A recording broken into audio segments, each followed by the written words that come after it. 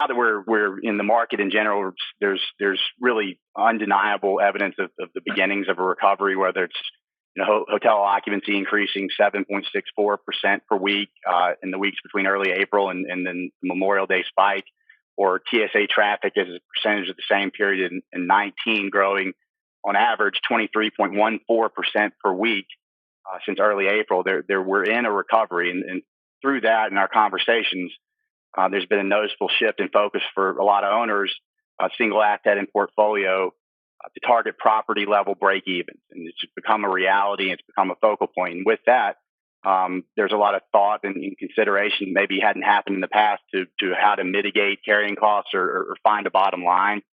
And over the years, generally, I've been surprised at the relative lack of scrutiny of the cost and extent of hotel insurance, which I think going forward, everything's scrutinized and that'll change with it. So partially for that reason, I've asked Richard Cheng to join and shed light on what's happening with hotel insurance. And maybe more importantly, he can suggest ways for anyone listening to identify and avoid additional liability that could emerge from COVID. Richard and his team specialize in hospitality insurance and have been a reliable outlet for our team's referrals over the years. And he represents all A-rated hotel carriers, and his agency insures well over 1,000 hotels. So, Richard, we appreciate your time and knowledge, and take it away. Hey, gentlemen. Thank you, Robert. All right, we're going to talk first about the negligence possible results of the pandemic, and we want to really emphasize in prevention measures such as following the local CDC cleaning guidelines. And if you're a franchise risk, you can follow your franchise guidelines. They've been pretty good about providing ways to mitigate and prevent potential suits due to the pandemic exposure. Another thing is that you definitely want to, if you're ordered to close due to civil authority, you definitely want to hear that. That's one of the main key factors that a lot of risk managers advised. Especially I talked to IHG and Choice representatives, and that's the one thing they emphasize against is opening against any type of government orders. That opens doors for potential suits. Not only do you want to protect against your guests, you want to definitely protect your employees during these times. A lot of ways that employers protect against employees is potentially providing the resources and knowledge, such as gloves, masks, etc., the usual items. But one thing, the product liability we're going to touch on is, again, back to prevention. And the hotel product, obviously, is the room rentals. With that being said, some hotels are limited service and provide breakfast items. And one way that hoteliers have been doing that is allowing guests to take the breakfast or bag breakfast to the rooms to further prevent the spread. Obviously, if you have a breakfast buffet, it is definitely not a good time to have one. The full-service restaurants, unfortunately, in our area have been closed or limited to only 25% to 50% occupancy. And that may be the same for the hotel restaurant, depending on which county and obviously which state. So with that going forward, we definitely want to be careful of that.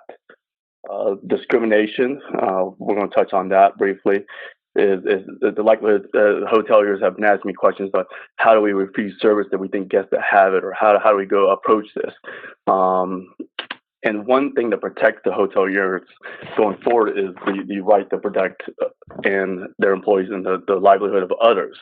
With that being said, there's some signage allowed to put on the hotel entrances, such as if you have symptoms, et cetera, please refrain from coming in. But one hotel group has asked if they're allowed to take temperatures. And then that's a touchy subject, and obviously I don't know how to answer that. So until if I hear any further information, I'll definitely release that information to Robert and his team. He said your best preventive measure for negligence is obviously adhering to the CDC guidelines, franchise guidelines, and local municipalities. Discriminatory claims goes back to the right to serve.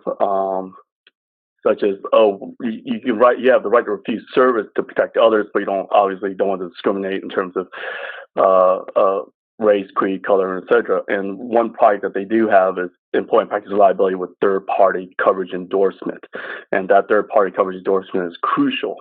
And a lot of hotel owners have been seeing in recent times is the ADA website lawsuits.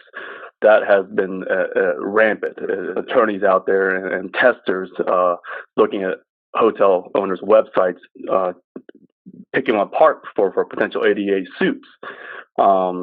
And then that EPI policy also protects against that with the third-party coverage, which is crucial.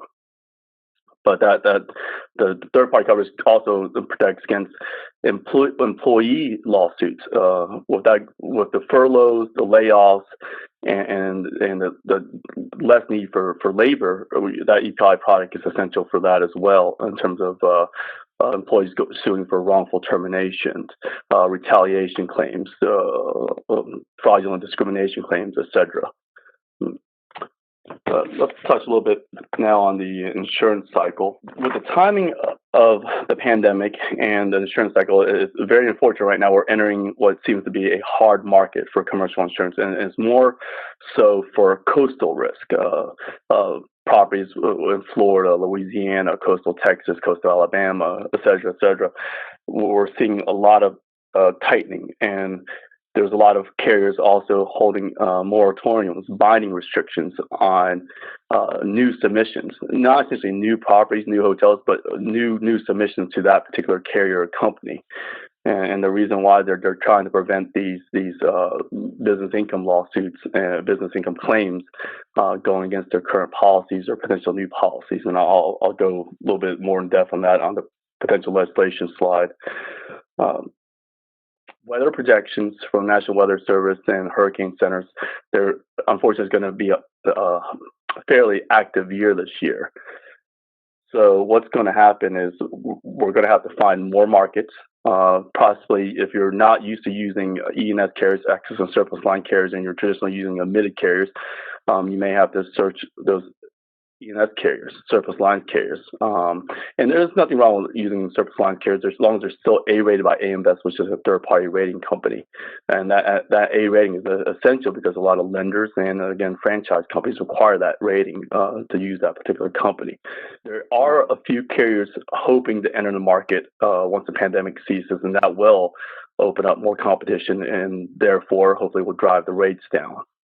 What I've been seeing is each state has been pushing bills to force the hand of the insurance companies to pay the business income claims due to COVID-19 closures and civil authority. Right now, I haven't seen any force of that being approved. Each company is taking their stances. The claims are unfortunately being denied due to there's no direct damage to property under special forms, and also a lot of policies carry a disease or bacteria or virus exclusion. But that doesn't mean that the bill may or may not pass. If it does, I imagine there will be some backlash from the insurance companies, but hopefully there will be some reimbursements by the government entities and states themselves to lessen the blow, because it is widespread, this pandemic, the cause of the economic restaurants, hotels, anything hospitality related. It's been very significant. Workers' comp is a good example that some hoteliers can save money. Their workers' comp premium in most states is based on payroll, and obviously there's less payroll being used because there's less occupancy of the property and so forth. You can contact your agent, your current agent or current workers' comp company, to endorse the current payroll to a lesser amount so you can get return premium, or some hotel owners wait till the end of the policy period and each workers' comp company will audit you. For example, we have one hotel that estimated using about $350,000 in payroll. By dropping the payroll down to some of the laid off employees and closures, that we were able to cut the payroll down to $150,000. They received a significant amount of return premium midterm because they did pay their policy in full. Or if you didn't pay your policy in full, you can midterm adjust it and they'll lower the future installments accordingly. Another good way to possibly find some savings is the general liability. If you're not on a unit base, and unit base is obviously the room count for each property, and then those rates range from anywhere to $60 to $85 per room, depending on your loss history and your crime score in that area. Sales based, though, however, is based on gross sales. So if your sales took a significant hit, you can possibly midterm adjust that as well. With E&S companies, there is no return premium on audits. So it is suggested to go to a midterm adjustment on that. Now, if you're a admitted carrier such as a State Farm, Nationwide, Travelers, there is return premium. And another factor you want to look into for the general liability sales exposure adjustment is your minimum premium. Some policies carry a minimum premium of $10,000. So no matter how low you adjust the sales, there may not be a return premium. So it may be just best to leave the sales as is to avoid a potential audit swing if there's an uptick in sales that year or later on this year. And each policy does carry their own differential minimum premiums, and so forth. So you will have to discuss that policy with your agents accordingly. EPLI is another item that there can be some savings. Those are based on full-time and part-time employees, and most EPLI companies rate full-time employees of 30 hours or more, and part-time is 30 hours or less, obviously. And with those premiums being based on employee count, you can contact your agent to adjust those accordingly during this downtime. Some hotels have airport shuttles or courtesy shuttles or vans, etc. What can be done for those items is contact your respective auto carrier and let them know that the shuttle is being used a lot less frequently or possibly not being used at all. And they could put a hold on that policy. And there is some substantial return premiums in doing so during closures or during, let's say you're averaging 10 trips a day with that shuttle. You cut it down to 5 trips a day, or maybe 1 to 2 trips. I've seen premium credits as high as 25 to 30% on that line of business. And those shuttle premiums can add up if you have several fleet of them for that particular property.